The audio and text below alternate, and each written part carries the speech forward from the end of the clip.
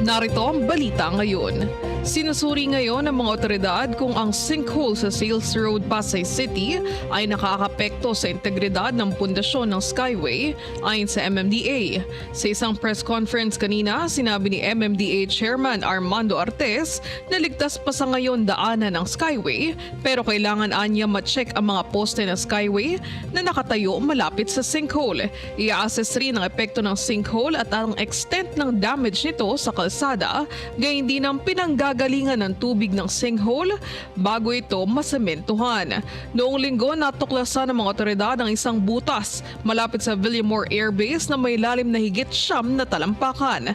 Ang butas ay unang namataan alas 6 ng umaga na may maliliit na bitak lamang at mabilis na naging 3-meter crater na may lalim na higit 10 talampakan. Pansamantalang isinara ang epektadong lane.